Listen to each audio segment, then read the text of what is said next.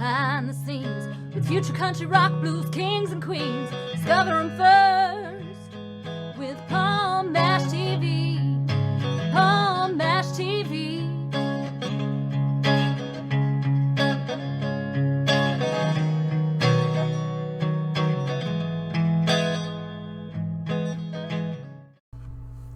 Well, hello there. It's Palm Mash TV time once again. We're glad that you could join us today. Got another great interview coming up in just a moment, but before we get into that, don't forget to click that subscribe button and hit the bell. And whenever a new interview comes your way, you'll be notified, and you can check that out. And don't forget to leave a comment on the comment section over there. And also, we're on Facebook, facebook.com/PalmMashTV. And feel free to like the page, inbox us, comment, and everything you see there. We'd love to hear from you there as well. And of course, we have email, obviously, palmmashtv, all one word, @gmail.com. And if you're a band or a solo artist, you can use that. But if you're simply a fan as well, you can leave me an email there, and we'd love to hear from you. And all this is going to be recapped for you at the closing credits at the end of the show, so stay tuned for that. From Terang, Victoria, Australia, we have Jim Williams on the show. Another very talented artist, and I think you're going to agree. And we'll get to that in just a second, but first, here's another word from ClickJam, so don't go away. We'll be right back.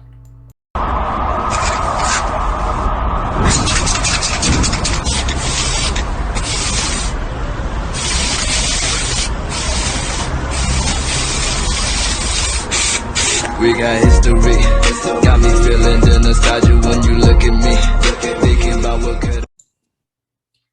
All right, everybody, it's time for interview as promised, and with us from Terang, Victoria, Australia, we have Jim Williams. Thanks for joining us, Jim. It's a pleasure. How is Alabama this morning? Oh, doing pretty good. It's actually in the evening right now, but Oh, is it? Okay. Well, it's morning here and it's freezing cold. Why don't you tell us a little bit about how it started for you as being an artist? I mean, everybody has their own story. Let's hear yours. Look, I grew up in a small town in Wales in the UK, and because my nan was the usherette of the cinema, I had sort of free access to the movies. And back in, I think, probably 69, maybe 68, maybe earlier, they presented a Cliff Richard movie called The Young Ones.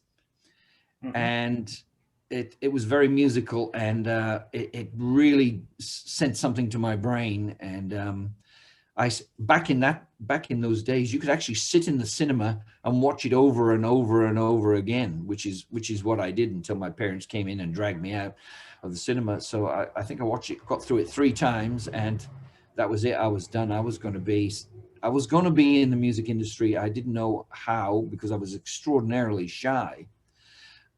Later on, I found out that I had an aptitude for lyrics. So I decided that I'm going to be a songwriter, and that was what I wanted to do. I didn't want to do the performing thing, or I really didn't have the confidence. I was incredibly shy with a massive red hair and freckles. I didn't want anybody to see me.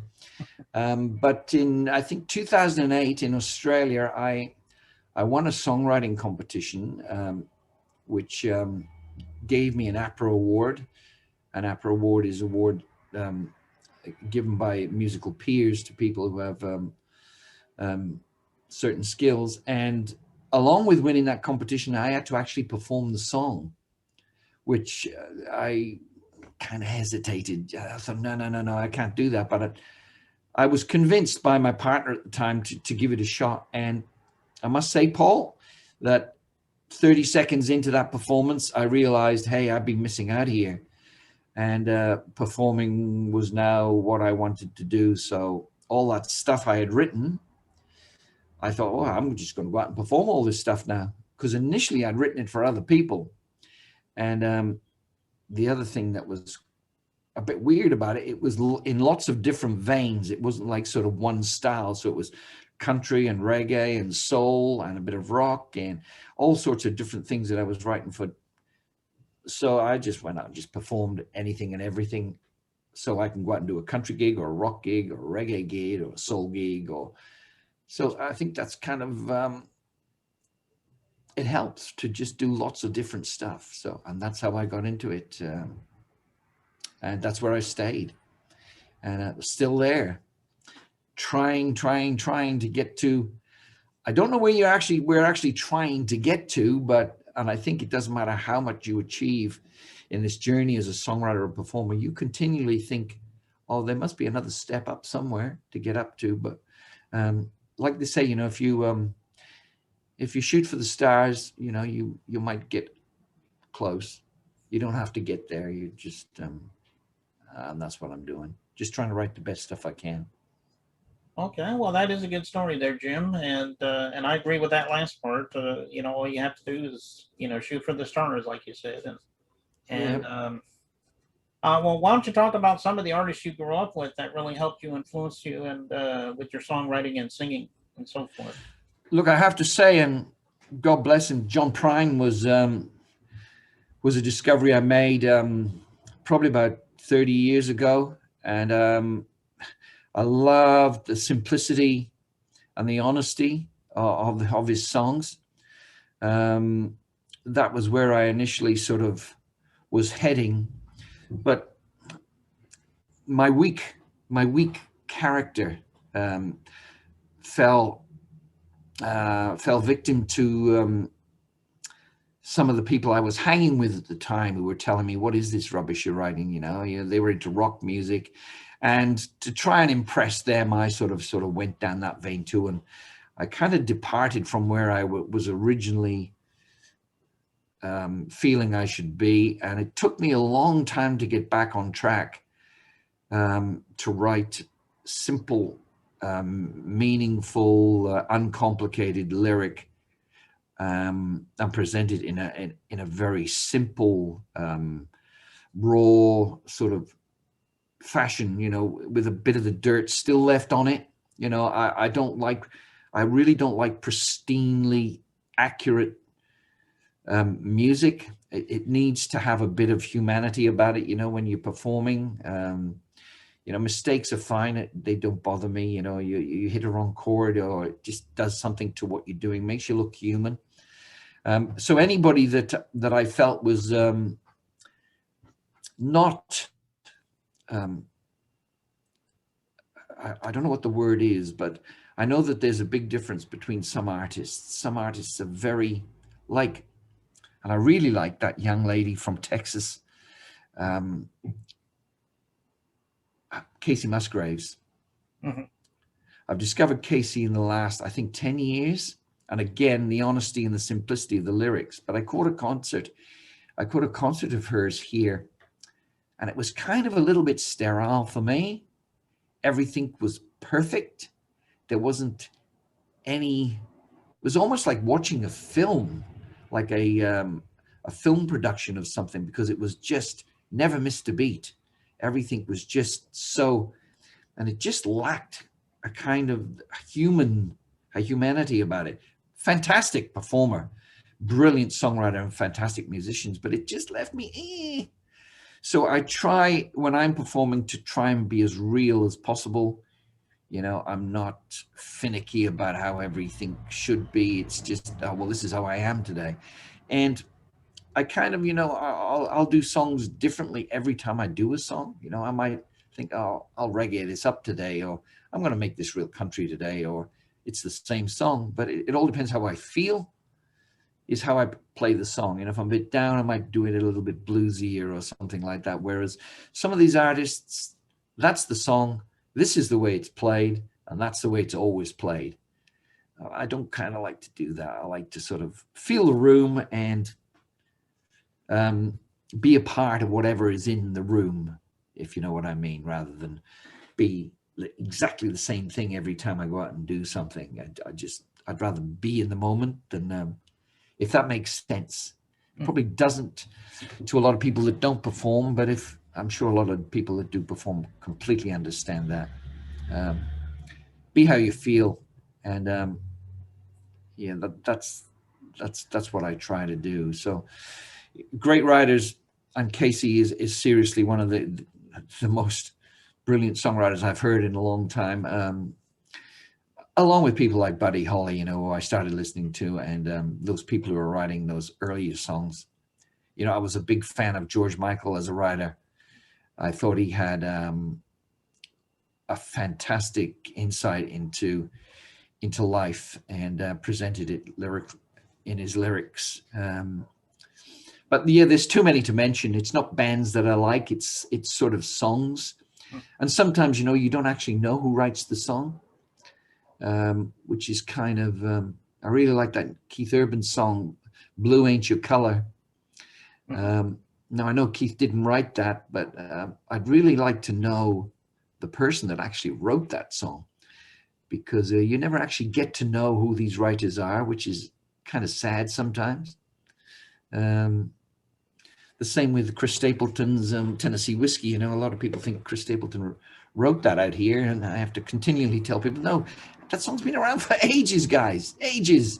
And it's been recorded in different fields, different form. Chris Stapleton did the soul version of the song, but there's country versions of the song. And yeah, I think songwriters need to be pushed into the spotlight a little bit more, especially these days, because yeah, I kind of get annoyed at those that ride on the shirt tails of songwriters and don't give credit to some of the brilliant writers that have come and gone, especially like John Prine, who is my hero.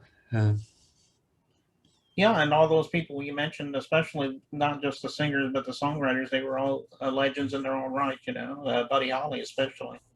Yeah.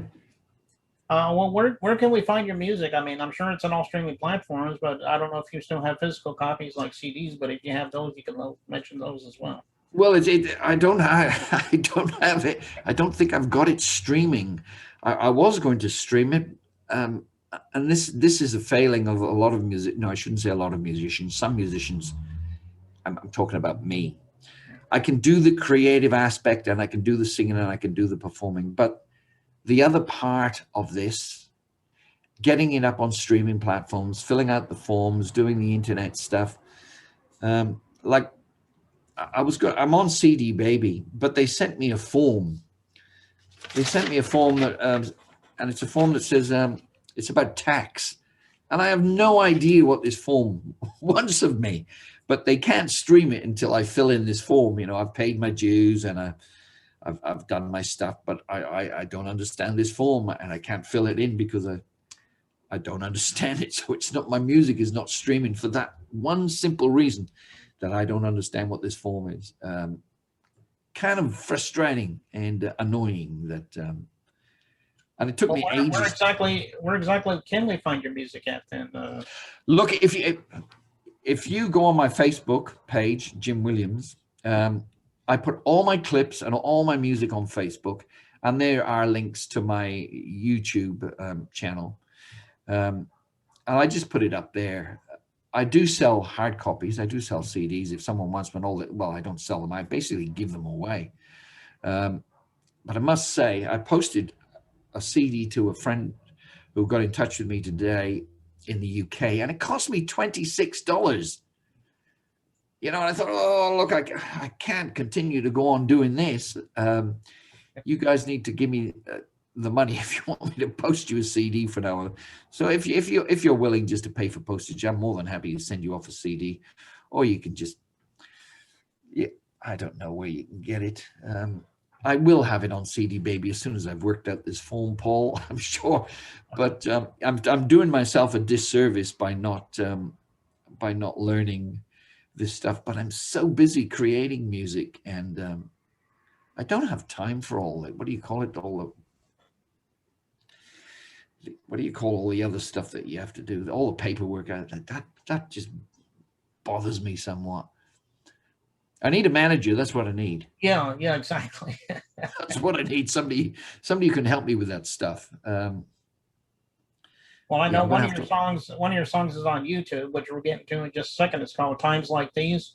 Yes. I know everybody out there will want to see that. And as you said, go to his Facebook page, Jim Williams, I do believe you said. And I'm sure you'll check out all that music. I know we love you for that. Why don't you tell us a little story about Times Like These? I'm sure everybody would love to hear about that. Well, I wrote Times Like These back in 1992. I performed it for the first time, I think, in 1995. And I remember it so very well because I thought it was a really good song. And I thought, right, I'm going to do this at 8 o'clock when I know everybody's going to be in the room. It was on a Friday night. 8 o'clock comes around and I press my sequencer and here I go into Times Like These and everybody in my room just disappeared. And I thought, oh, well, they didn't like the intro of this, obviously, or something. And I didn't understand what was going on, but everybody but 3 people left the room. They did eventually come back. And at the end of the gig, I found out that just as I started to perform that song, Dave Grohl from the Foo Fighters had walked into the front bar. He was in town filling in for the drummer from Pearl Jam, who couldn't do the gig in Melbourne that weekend. So Dave Grohl had flown in and popped in for a beer. In 2008, Dave Grohl went into the studio and he also recorded a song called Times Like These. Not that I knew that. I knew nothing about it. I didn't find out about Times Like These till 3 years ago, when a friend of mine came over from the UK and was listening to some of my stuff. And he said, oh, I didn't know you did covers, Jim. I said, I don't. He said, well, this is a Dave Grohl song. I said, what are you talking about? So he was listening to my version of Times Like These. He said, this is a Dave Grohl song. So I had to listen. I said, no, it's not. He said, it is. So he showed me Dave Grohl doing Times Like These on the YouTube. And I went, oh my God. Now I wonder if Dave Grohl was sitting in the bar there listening to me do that song Times Like These, and it's sort of stuck in his brain because it's fairly catchy. And he sat in the studio and his mate said, oh, we need a chorus for this, Dave. And he's going, well, I've got this times like these things. How about that? And he's chucked it into his song. So the coronavirus happened, and Times Like These by Dave Grohl is all over the place. It's played everywhere in Australia. They use it for the cricket. They use it for the football. It's become the anthem of Western Australia. And it's in England, it's the anthem for the coronavirus for everybody. And it's like everywhere. And I got so annoyed that that he might have got that idea from me that I went back into the studio and I recorded the song again in the hope that Dave Grohl's publisher might see it and say, hey, this guy's ripped you off, Dave. We need to sue him. And look, I hope they do, because I can't afford to take him to court. But I have proof that the song is actually mine. Anyway, that's the story behind Times Like These. Now, a lot of people might listen to both versions and go, it doesn't sound like Dave Grohl's Times Like These, or they don't sound like anything like each other. But as a musician, I can see that he has. Not that he's pinched anything. He's just remembered something he's heard and he's chucked it into his song. But that's for those listeners out there who want to compare the two songs to come to their own conclusions. There are some people over here that have said, Jim, that song's nothing like Dave Grohl. So that's fine. I accept that. But in my eyes and my ears, I think he's kind of used my idea. And I think he's made about $12 million out of it now, to tell you the truth. It's been played at the Super Bowl. It's been featured in a couple of movies. It's the anthem for the cricket in Australia. And hey, I would really like a little piece of that action, you know. And I'm not after anything, you know, even if he says to me, Jim, I'm sorry about that, you know, anything I can do, I'd say, yeah, let me write a track for your next album, Dave. I know he's a nice guy. From all accounts, he's a really nice bloke. So, hey, it might end up like that. Or nothing might ever come of it, Paul. You never know. But I've re-recorded it again with one of Australia's best producers, Shane Nicholson. And we did a good job, I think. And I made the film clip all shot around Australia during the coronavirus. That's why there's nobody else in it but me. And it's all shot inside, which is, I know, a little bit boring. But, hey, what can you do when the everything's closed down? Sign of the time. Well, that was a good story there, Jim. I know everybody loved hearing. I know they'll love hearing the song too, and we're going to get to that in just a minute. But Jim, I think we're about out of time. But wait, thank you for coming on the show. And anytime you have something new to plug for us, maybe you can come back and we can plug that for you. Thank you very much, Paul, and have a good day. And hello, Alabama. Okay, here's Times Like These by Jim Williams right here on Paul Mash TV, so don't go away. We'll be right back. Thanks, guys.